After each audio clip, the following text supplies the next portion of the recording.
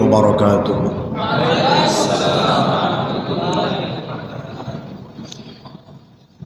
نحمده ونستعينه ونستغفره ونعوذ بالله من شرور أنفسنا ومن سيئات أعمالنا. من يهده الله فلا مضل له ومن يضلل فلا هادي له. نشهد أن لا إله إلا الله وحده لا شريك له. ونشهد أن سيدنا وحبيبنا ومولانا محمدا عبده ورسوله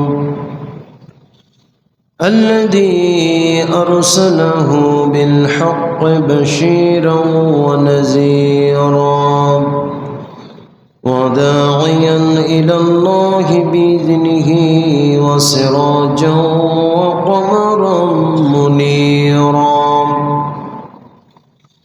فقد قال الله تعالى في كلامه المجيد وفي فرقانه الحميد. أعوذ بالله من الشيطان الرجيم. بسم الله الرحمن الرحيم.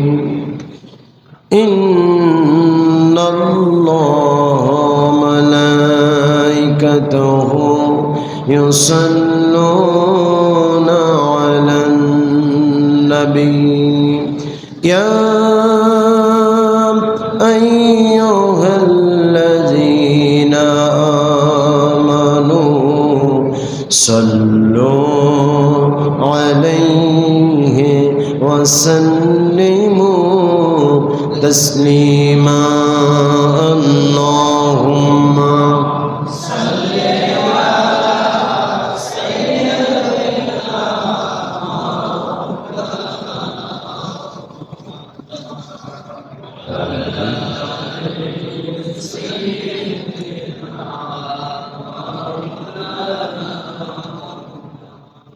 لا إله إلا الله.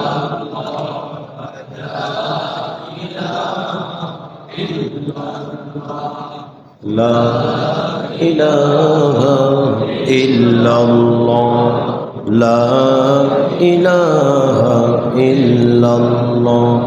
لا إله إلا الله محمد রসুল্লাহ সাল্লাল্লাহু আলাইহি ওয়াসাল্লাম। আমাদের প্রভু এক নবীর উম্মত, জীবন বিধানে ওই শিবানী কোরআন। আমাদের প্রভু এক নবীর উম্মত, জীবন বিধানে ওই শিবানী কোরআন। তবে কেন এক নও হে মুসলমান, এক হও করিয়া আহ্বান। তবে কেন এক নও হে মুসলমান, এক হও করিয়া আহ্বান। যদি বলি আমিন। প্রিয় মুসলিম কারাম, আজ জুমার দিন শুক্রবার আল্লাহ পাক আমাদের সমবেত করেছেন, আমরা আসতে পেরেছি। যিনি আমাদের আসতে দিলেন, বসতে দিলেন, সকলেই সমস্বরে শুকরিয়া আদায় করি। অন্তরের অন্তঃস্থল থেকে বলি আলহামদুলিল্লাহ। দরুদ সালাম টুকু পৌঁছে দে মানবতার মহামানব সৈয়দুল মুরসালিন খাতামান নবিয়্যিন রহমাতুল লিল আলামিন সৈয়দুনা কুদওয়াতুনা হাবিবুনা বিশ্বনবী বিশ্বনেতা জনাবে মুহাম্মদ রাসূলুল্লাহ, সকলেই বলি সাল্লাল্লাহু আলাইহি ওয়াসাল্লাম। প্রিয় হাদিরিন,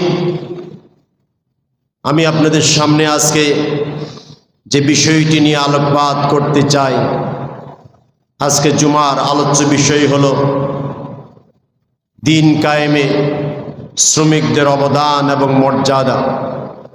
আসুন আমরা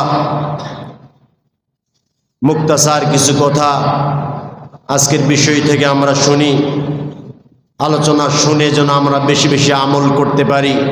আল্লাহ পাক আমাদের সকলকে তৌফিক দান করুন, জোরে বলি আমিন। সারা বিশ্বে বর্তমান শ্রমিকদের মর্যাদা এবং সম্মান কম না বেশি? সব জায়গায় তার নির্যাতিত এবং নিপীড়িত হচ্ছে। আমরা এদেশের মানুষ অধিকাংশই শ্রমজীবী। আমরা মাথার ঘাম পায়ে ফেলে আমরা আমাদের রিজিকের ব্যবস্থা করি। এই শ্রমজীবী মানুষ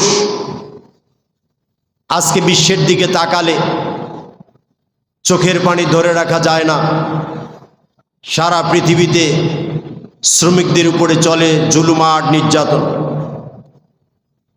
আজকের এই শ্রমিকের অবস্থা দাসত্ব প্রথার চেয়ে আরো কঠিন হয়ে গেছে। এই জন্য পৃথিবীতে শ্রমিকদের মর্যাদা কেউ দেখ আর না দেখ, কিন্তু একজন দিয়েছেন, তিনি হলেন কে? আর একটু জোরে বলেন, আল্লাহ সুবহানাহু ওয়া তাআলা। যারা শ্রমিক তারা মানুষ। তারা কি? মানুষ। এই শ্রমিকদের মর্যাদা আল্লাহ তাআলা কোথায় দিলেন? কোরআনুল কারীম বলছেন। আল্লাহ তাআলা বললেন, ইন্না আকরামাকুম ইনদাল্লাহি আতকাকুম। আল্লাহ তাআলা বললেন, আল্লাহ তাআলার কাছে তারাই সম্মানিত এবং মর্যাদাবান, যারা তাকওয়াশীল, যারা ধর্মভীরু, যারা আল্লাহকে বেশি বেশি ভয় করে, আল্লাহ তাআলার কাছে তাদের সম্মান মর্যাদা বেশি। সুবহানাল্লাহ। তার মানে বোঝা গেল, যারা শ্রমিক হবেন, যারা খেটে খাওয়া মানুষ হবেন, শুধু মৌলবী মানুষরাই আল্লাহকে ভয় করবে না, আলেমরাই ভয় করবে না, শ্রমিকরাও আল্লাহকে ভয় করবে। আর যদি আল্লাহকে ভয় করে তাহলে তাদের সম্মান এবং মর্যাদা বাড়ায় দিবেন কে? প্রিয় ভাইয়েরা, এই জন্য নবীজি সাল্লাল্লাহু আলাইহি সাল্লাম বলেছেন, যারা খেটে খাওয়া মানুষ, যারা খেটে খায়, যারা পরিশ্রম করে খেতে ভালোবাসে, আল্লাহ রাব্বুল আলামিন তাদের সম্মান যেমন দিয়েছেন নবীজি সাল্লাল্লাহু আলাইহি সাল্লাম তেমনি তাদের মর্যাদা বর্ণনা করেছেন। নবীজি সাল্লাল্লাহু আলাইহি সাল্লাম বলেছেন, আল কাসিবু হাবিবুল্লাহ। আল্লাহ তাআলার কাছে তারাই বেশি প্রিয়, তারাই বেশি কাছের মানুষ। আল্লাহ তাদেরকেই বেশি ভালোবাসেন যে মানুষগুলো অন্যায়ভাবে, অবৈধভাবে, খারাপভাবে, অসৎভাবে ইনকাম না করে সৎভাবে ইনকাম করে, মাথার ঘাম পায়ে ফেলে ইনকাম করে। আল্লাহ তাআলা তাদেরকেই বেশি ভালোবাসেন। সুবহানাল্লাহ। যারা খেটে খাবে, যারা শ্রম দিয়ে পরিশ্রম করে খেটে খাবে, মাথার ঘাম পায়ে ফেলে সত্য পথে, ন্যায়ের পথে ভালোভাবে ইনকাম করবে, আল্লাহ তাআলার কাছে তারাই প্রিয়। আল্লাহ তাআলা তাদেরকে বেশি ভালোবাসবেন। সুবহানাল্লাহ। তাহলে হলো যারা চাঁদাবাজ, যারা মানুষের সম্পদ মেরে খায়, যারা অবৈধভাবে ইনকাম করে, যারা অন্যায়ভাবে ইনকাম করে, যারা মানুষদের সম্পদ জবরদখল করে খায়, যেই সমস্ত মানুষগুলো মানুষের সম্পদ অন্যায়ভাবে ক্ষমতার দাপটে মেরে খায়, ওরা যত বড় নামাজি হোক, যত বড় দিনদার আর পরেজগার হোক, ওদের যত বড় দাড়ি টুপি থাকুক, তার মানে হলো তারা তাদের সম্মান মর্যাদা আল্লাহর কাছে কম না বেশি? আরো জোরে, আরো জোরে কম। এই জন্য নবীজি সাল্লাল্লাহু আলাইহি সাল্লাম ক্লিয়ার করে দিলেন, এই মানুষগুলির সম্মান এবং মর্যাদা আল্লাহ তাআলার কাছে বেশি যেই মানুষগুলো খেটে খায়, যেই মানুষগুলো শ্রমজীবী। সুবহানাল্লাহ। আমি ছোট্ট একটা দোকান করি, আমি ছোট্ট একটা পানের দোকান করি, আমি ছোট্ট একটা মুড়ির দোকান করি, আমি ছোট্ট একটা মুদির দোকান করি, আমি একটা গার্মেন্টসের শ্রমিক, আমি কষ্ট করে খাই। তার মানে হলো আমি যে কষ্ট করে খাই, অন্যের অফিসে কিল ঘুষি খেয়ে শ্রম দিয়ে যে খেটে খাই, মানুষের কাছে তাদের দৃষ্টিতে আমি তাদের কাছে ছোট হতে পারি, আমার কর্ম ছোট হতে পারে, আমার ডিজিগনেশন কম হতে পারে, আমার নাম শুধু শ্রমিক হতে পারে, কিন্তু আল্লাহ তাআলার কাছে আমি শ্রেষ্ঠ বান্দা। সুবহানাল্লাহ। প্রিয় ভাইয়েরা আমার, এর মানে হলো যারা অলস, যারা খেটে খায় না, যারা অন্যায়ভাবে ইনকাম করে, যারা অবৈধভাবে ইনকাম করে, যারা অলসতা সহকারে চলে, যারা অলস হতদম্য হয়ে ঘরে পড়ে থাকে, যারা ইনকাম করে না, যারা অন্যের জনে ইনকাম খেয়ে খেয়ে বড় হয়, আল্লাহ তাআলার কাছে তাদের সম্মান মর্যাদা নাই। প্রিয় ভাইয়েরা আমার, নবীজি সাল্লাল্লাহু আলাইহি সাল্লাম বলেছেন, লা তাদখুলুল জান্নাতা সাইয়্যুন মালাকাম। নবীজি সাল্লাল্লাহু আলাইহি সাল্লাম বলেছেন, খবরদার শ্রমিকের সাথে খারাপ আচরণ করো না। যে সমস্ত মানুষগুলো শ্রমিকের সাথে খারাপ আচরণ করবে, নবীজি সাল্লাল্লাহু আলাইহি সাল্লাম বলেছেন, ওরা কখনো জান্নাতের ঘ্রাণ পাবে না। সুবহানাল্লাহ বলেন, আর একটু জোরে সুবহানাল্লাহ।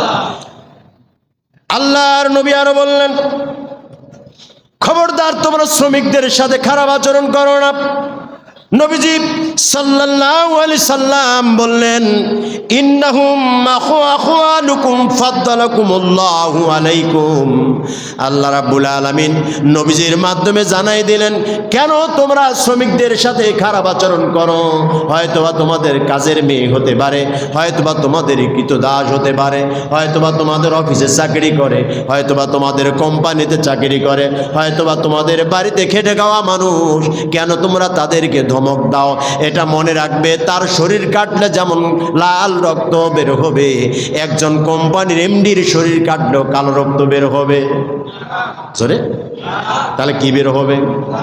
আমি মৌলবী মানুষ, আমার শরীর কাটলে যেমন লাল রক্ত বের হবে, এমনই ভাবে একজন মুসল্লির শরীর যদি কেটে যায়, তার শরীর থেকে লাল রক্ত প্রবাহিত হবে। একজন কোম্পানির চেয়ারম্যানের শরীর থেকেও লাল রক্ত প্রবাহিত হবে। এই জন্য নবীজি বললেন, তোমরা খবরদার শ্রমিকের সাথে খারাপ আচরণ করো না, কারণ শ্রমিকরা তোমাদের অন্য কেউ নয়। নবীজি বললেন, ইন্না আখওয়াকুম, শ্রমিক না তোমাদের নিশ্চয়ই ভাই। সুবহানাল্লাহ। শ্রমিকরা তোমাদের ভাই, এদের সাথে খারাপ আচরণ করো না। শুধু তাই নয়, আল্লাহর নবী বললেন, ফাদ্দালাকুমুল্লাহু আলাইকুম। নবীজি বললেন, একে অপরের প্রতি তোমাদের মর্যাদা দেওয়া হয়েছে। একজন সাধারণ মানুষ যেমন আল্লাহ রাব্বুল আলামিনের কাছে শ্রমিক আর বড় নেতা, সাধারণ মানুষ আর একজন অফিসের বড় বস, তাদের মধ্যে কোনো পার্থক্য নাই। কারণ ইসলামে সমস্ত ভাই ভাই, সমস্ত মুসলমান হলো ভাই ভাই, কুল্লু মুসলিমুন ইখওয়া। সুবহানাল্লাহ। প্রিয় ভাইরা আমার, নবীজি সাল্লাল্লাহু আলাইহি সাল্লাম বলেছেন, আল্লাহ রাব্বুল আলামিন শেষ বিচারের দিনে 3 শ্রেণীর মানুষের সাথে কথা বলবেন না। আওয়াজ দিয়ে বলেন, কয় শ্রেণী? আর একটু জোরে। 1 নাম্বার হলো যারা, যেই সমস্ত মানুষ শ্রমিকদেরকে কষ্ট দেয়। 2 নাম্বার হলো যেই সমস্ত মানুষ শ্রমিকদেরকে ঠকায়। 3 নাম্বার হলো অন্য কোনো কারণ নাই, শুধু ছোট্ট একটা ভুল করার কারণে কেউ যদি শ্রমিকের চাকুরি থেকে তাকে বাদ দিয়ে দেয়, নবীজি সাল্লাল্লাহু আলাইহি সাল্লাম বলেছেন, এই তিন শ্রেণীর মানুষের সাথে আল্লাহ রাব্বুল আলামিন বিচারের দিন কথা বলবেন না। নবীজি আরো বললেন, যেই মানুষগুলো শ্রমিক হবে, ছোট্ট একটা ভুলের কারণে তোমরা তারে ধমক দিও না, তোমরা তাদের কষ্ট দিও না। কারণ নবীজি সাল্লাল্লাহু আলাইহি সাল্লাম বলেছেন, তোমাদের অধীনস্থদের যদি পারো কম পক্ষে 70 বারের অধিক তারে ক্ষমা করে দিও। সুবহানাল্লাহ। আর আমরা আমাদের এই সমাজে এমন হয়ে গেছে, শ্রমিকের পান থেকে চুন খসলে আর কোনো কথা নেই, খবর আছে। ধমক তো দেয়, মা বাবার নিয়ে গালিও দেয়, এরপরে চাকরিচ্যুত করে কষ্টও দেয়, তার উপরে জুলুমও চালায়। আমাদের এই সমাজ ব্যবস্থায় এই আচরণ নাই? আরো জোরে ভাইয়ের আমার। এই জন্য নবীজি সাল্লাল্লাহু আলাইহি সাল্লাম শ্রমিকদের মর্যাদা বাড়ায়া দিয়েছেন। শ্রমিকদেরকে কখনো আলাদাভাবে দেখেন নাই। নবীজি সাল্লাল্লাহু আলাইহি সাল্লাম হযরত আনাসের মাধ্যমে শ্রমিকদের মর্যাদা বাড়ায়া দিলেন। বলেন সুবহানাল্লাহ। হযরত আনাস রাদিয়াল্লাহু তাআলা নবীজির কাছে 1 বছর 2 বছর নয়, নবীজির কাছে 10টি বছর খিদমত করেছেন, নবীজির সাথে ছিলেন। হযরত আনাস রাদিয়াল্লাহু তাআলা আনকে জিজ্ঞেস করা হলো, আনাস রে, 10টি বছর নবীজির খিদমতে ছিলে, নবীজি কি তোমাকে কোনোদিন কটু বাক্য বলেছে, রাগ দেখিয়েছে? হযরত আনাস বলছেন যে নবীজি সাল্লাল্লাহু আলাইহি সাল্লাম এর কাছে আমি 10 বছর খিদমত করেছি, নবীজির সাহচর্যে ছিলাম, কোনদিন নবীজি সাল্লাল্লাহু আলাইহি সাল্লাম আমারে কটু কথা বলেন নাই, রাগ দেখান নাই, ধমকও দেন নাই। সুবহানাল্লাহ। নবীজি সাল্লাল্লাহু আলাইহি সাল্লাম শ্রমিকদের সাথে কি আচরণ করতেন, আর আমরা মানুষ হিসাবে কেমন আচরণ? প্রিয় উপস্থিতি, আজকে সমাজের দিকে তাকালে বড়ই কঠিন অবস্থা তৈরি হয়ে গেছে। শ্রমিকদের বেতন ভাতা দেওয়া হয় না, তাদেরকে কষ্ট দেওয়া হয়, তাদেরকে ঘাট ধরে অফিস থেকে বের করে দেওয়া হয়, তাদের উপর নির্যাতন করা হয়, জুলুম করা হয়। প্রিয় ভাইরা আমার, ইসলাম যেহেতু আমাদের মর্যাদা দিয়েছেন, ইসলাম যেহেতু আমাদের সম্মান দিয়েছেন, ইসলাম যেহেতু আমাদের হক দিয়েছেন, এই জন্য আমরা সমস্ত মুসলমান ভাই ভাই, সমস্ত শ্রমিকরা ভাই ভাই, এই জন্য শ্রমিকের উপরে যদি কোনো আঘাত আসে, কোনো অত্যাচার আসে, কোনো নির্যাতন আসে, দলীয় মত পার্থক্য থাকতে পারে, কিন্তু আঘাতের ব্যাপারে, প্রতিবাদের ব্যাপারে আমরা সকলেই ঐক্যমত্য হব। ঠিক না বেটি? শ্রমিকের উপরে জুলুম হলে, নির্যাতন হলে, যদি অন্যায় হয়, কোনো কথা নয়, এক বাক্যে আমরা এক লাইনে দাঁড়াবো। ঠিক না বেটি? আমার ভাইয়েরা, নবীজি সাল্লাল্লাহু আলাইহি সাল্লাম তাকে ছোট করার উদ্দেশ্য নয়, কথাটাকে বোঝানোর জন্য বলছি। আমরা আজকে অনেকেই শ্রমিকরা আছি, মালিকের উপরে জুলুম করি। আছে না এমন? মালিক নাই। মালিক যেহেতু নাই, কাজে ফাঁকি দেওয়ার ব্যাপারে মোটামুটি 16 আনা আমরা। শ্রমিকদের মর্যাদা নবীজি এত বেশি দিলেন, শ্রমিকদের গুণামাপের ব্যাপারে নবীজি এত বললেন, এরপরও আমরা কাজের ব্যাপারে আমরা ফাঁকি দেই, চালাকি করি, চতুরতা দেখাই। আজকে মালিক নাই, তাই বলে আমি আমার ইচ্ছা মতো কাজে ফাঁকি দেব, প্রয়োজন বোধে অফিসে শুয়ে পড়ে ঘুমাবো, প্রয়োজন বোধে কাজকর্ম করবো না, অফিসের বসের কাছে ছুটি নিব, মা অসুস্থ, কিন্তু এই কথা বলে আমি বেড়াতে গেলাম, আরেকখানে ঢাকায় বেড়াতে গেলাম। প্রিয় ভাইয়েরা আমার, যদি আপনি এমন আচরণ করেন, তাহলে নবীজি সাল্লাল্লাহু আলাইহি সাল্লাম আপনার যে সম্মান এবং মর্যাদা দিয়েছে, তাহলে আপনি নবীজিকে খাটো করবেন। কারণ নবীজি সাল্লাল্লাহু আলাইহি সাল্লাম বলেছেন, আমি তো কষ্ট করেছি, আমি নবীজি সাল্লাল্লাহু আলাইহি সাল্লাম শ্রমের জন্য আমি ছোটবেলায় মেষ চড়িয়েছি। সুবহানাল্লাহ। নবীজি সাল্লাল্লাহু আলাইহি সাল্লাম নিজে মেষ চড়িয়েছেন। যখন তিনি হালিমাতুস সাদিয়া রাদিয়াল্লাহু তাআলা আনহার ঘরে গেলেন, নবীজি সাল্লাল্লাহু আলাইহি সাল্লাম যখন বড় হলেন, তিনি তার ভাইরে আব্দুল্লাহরে নিয়ে তিনি মেষ চড়াতেন, ছাগল চড়াতেন। আল্লাহ রাব্বুল আলামিন এই মেশরার মাধ্যমে নবীজি সাল্লাল্লাহু আলাইহি সাল্লামকে অনেক কিছু শিক্ষা দিয়েছেন। প্রিয় ভাইয়েরা আমার, যদি আমরা নবী আলাইহিস সালাতু ওয়াস সালামের দিকে তাকাই, তারাও তো শ্রম দিয়েছেন, তারাও কষ্ট করেছেন, তারা আমাদের মতো অলস হতদম্য হয়ে বসে বসে খায় নাই, অন্যের ঘাড়ে লাঠি ফেলায় ভাগ করে খায় নাই, বরঞ্চ তারা হালাল উপায়ে ইনকাম করেছে, হালাল ভক্ষণ করেছে। তারা জবরদস্তিমূলক অন্যায় পথে ইনকাম করে নাই। সুবহানাল্লাহ। নবীজি সাল্লাল্লাহু আলাইহি সাল্লাম বলেছেন, অলস হতদম্য হয়ে বসে না থেকে নিজের হাতে কর্ম করে খাওয়াম। হস্তকর্মের চেয়ে আল্লাহর এই আকাশের নিচে জমিনের উপরে কোনো কাজ নাই। যেই ব্যক্তি হস্তকর্ম দিয়ে কাজ করে খাবে, যে ব্যক্তি হাত দিয়ে শ্রম করে খাবে, এর সে আল্লাহর জমিনে আকাশের নিচে আর দামি কাজ হতে পারে না। সুবহানাল্লাহ। সেই মানুষ আমরা যাদের সম্মান মর্যাদা আল্লাহ পাক দিয়েছেন, সেই মানুষ আজকে আমরা চাঁদাবাজি, অন্যায়, লুটতরাজ করে বাংলার জমিনে খাচ্ছি। ঠিক না বেটি? যদিও আপনারা বিষয়টা জানেন না, এই জিনিসটা ক্লিয়ার করা দরকার। এই মসজিদে আমি আসার আগে এক মৌলবী এই মসজিদে চাকরি করেছিল, যার নামটা অনেক ভালো ছিল। এই মৌলবী 8 মাস এই মসজিদে চাকরি করেছে। চাকরি করার পরে যখন চাকরি নেয়, তখন বলেছিল যে শুধু হলে আমার সুযোগ দেন, একবার দেখেন আমি কি করি। ওনাকে জিজ্ঞেস করা হয়েছিল, আপনি কি এই কাজ পারবেন? আপনি বলছে, হ্যাঁ, কোনো সমস্যা নেই, আপনি যেভাবেই বলবেন সেভাবেই পারবো। আছে না এমন কিছু মৌলবী? কষ্ট নিয়ে না, আমি আবার মৌলবী, কিন্তু জিনিসটা বলা দরকার আপনাদের সামনে। আমরা আজকে এত নিচু কেন, হিট কেন? কাজের সময় বলছে আমার সুযোগ দেন, বেতন কেমনে কি বলছে আপনারা যা দিবেন তাই খুশি, কারণ আমি তো নিজেই নামাজ পড়ি, শুধু আমি খেদমত করব, এতটুকু বিষয়। বলছে দীর্ঘ পথ আপনি আসবেন, বলছে আমার গাড়ি আছে, আমি গাড়িতে আসব।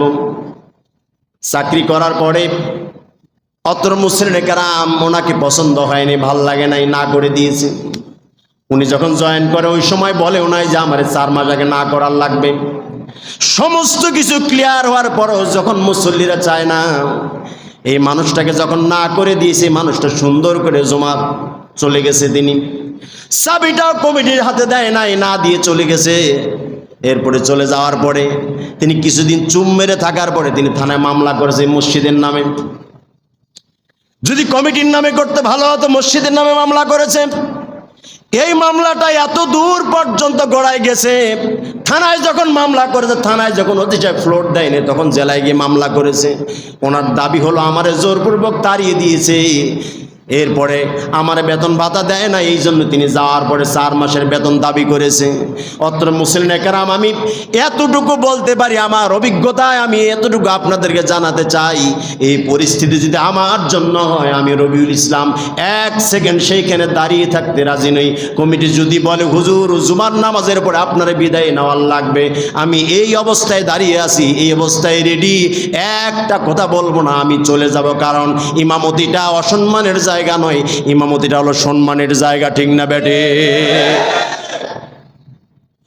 আমি যখন ইমামতি করব আমি বলে নেব, আমার সব কথা কমিটির আনুগত্য করতে পারবো না, কমিটির কথা আমি নামাজ পড়াতে পারবো না, আমার এই বেতন দেওয়ার লাগবে, আমার এই সুবিধা দিতে হবে। যদি এই সুবিধায় কমিটি মানে আমি ইমামতি করব, নচেত না। ঠিক না বেটে? কমিটির আনুগত্য করা, কমিটি আমাকে সময় দেন, সুযোগ দেন, এরপরে দেখেন আপনার কোন জায়গায় টিভি টেপে আমি আপনার জায়গা মতো নিতে পারি।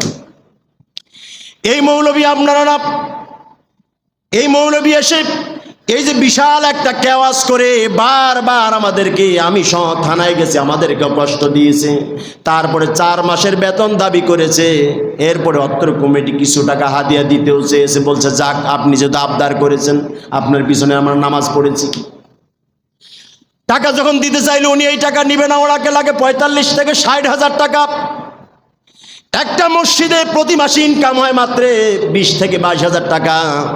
এই মসজিদের মাসিক খরচ হয় প্রায় 36 থেকে 37,000 টাকা। এই টাকাটা প্রতি মাসে কত কষ্ট করে ইনকাম করে দেওয়া হয়।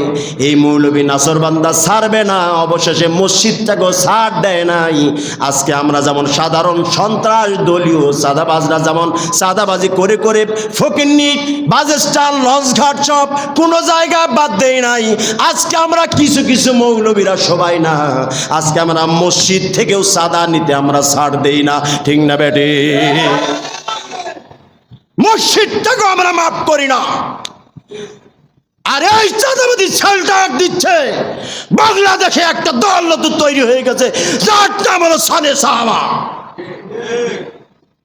আজকে আলেমদেরকে উপকার করতে গিয়ে আলেমদের অপকার করছে। আপনারা নিজে ভালো করে ভেরিফাই না করে না জেনে আলেমদের অপমান করলেন আপনি। এই টাকাকে এই মসজিদকে আপনার বাপের জমির উপরে নাকি এই টাকাটা আপনার বাবা দেয় নাকি? মুসল্লিদের কাছ থেকে 1 টাকা 10 টাকা 5 টাকা করে করে আজকে এই টাকাটা জমিয়ে মসজিদ চালানো হয়। আর আপনি যে না বলে আজকে চাঁদাবাজি করে, এসপির কাছে পাত্তা পায়নি, ওসির কাছে পাত্তা পায়নি, তখন চলে গেছে ডিসির কাছে, হাত পা ধরে 30,000 টাকা চাঁদাবাজি করে নিয়ে গেছে। এরপর অনুশোচনা নাই, বিনা শ্রমে বিনা পারিশ্রমিক বিনা সময়ে না দিয়ে 30,000 টাকা নিয়ে গেছে। ও মুসল্লিনে কেরাম, আমি মাসালা দেই, আজকে আপনাদের কাছে মাসালা শুনতে চাই। যদি আমি শ্রমজীবী মানুষ হই, আমি যদি খেটে খাওয়া মানুষ হই, তাহলে বলুন তো দেখি বিনা শ্রমে টাকা নেওয়া জায়েজ আছে? আজকে এই কথাগুলো চলে যাচ্ছে মিডিয়া, সারা বিশ্ব দেখবে। সানে সাহাবার উদ্দেশ্যে আমি কথাগুলো বলছি। আপনারা মানুষের ভালো কাজ করতে গিয়ে যে কাজগুলো করছেন, এটা চাঁদাবাজি হবে। ডক্টর ইউনূসকে বলবো, আপনি যারা এই কাজ করতেছে, আপনার দেশ চালার দরকার নাই, সানে সাহাবার কাছে দেশ দিয়ে দেন, তার দেশ ভালো চলবে, ঠিক না বেঠিক? কারণ যে হারে চাঁদাবাজি শুরু করেছেন, এখন সাধারণ মানুষ থেকে আর হুজুরাও চাঁদাবাজি করছে। দুঃখ এবং পরিতাপ, এই চাঁদাবাজিতে অত্র এলাকার মৌলবীও কিছু জড়িত আছে, 7 নং ওয়ার্ডের কিছু মৌলবীও জড়িত আছে। ওসি সাহেব নিজেই বলছে যে আপনি কয়টা টাকার জন্য কেন মিথ্যা কথা বলছেন। একবার বলছে আমার 1.5 মাসে না করেছে, আরেকবার বলছে 1 মাসে না করেছে। 1 মাস হোক আর 1.5 মাস হোক, যেই মাসেই না করুক, আপনার যদি ইমামতি করার যোগ্যতা থাকে, মুসল্লিরা যদি আপনার পিছনে নামাজ পড়তে চায়, তাহলে আপনি বাপের বেটা হয়ে এই মেম্বারে বসে কথা বলেন, আর যায় না বসে বসে নামাজ পড়ায়া 2 মাস শ্রম দিয়ে আপনি টাকা নিয়ে যান, মুসল্লিদের এখানে কষ্ট থাকতো না, ঠিক না বেটি? আপনি জোর করে টাকাটা নিলেন, এটা অন্যায় হয়েছে, আপনার জন্য জায়েজ নয়। আপনি একটা মসজিদকেও মাফ করেন নাই, তার মানে হলো আল্লাহ আপনার মাফ করবেন, ঠিক না বেটি?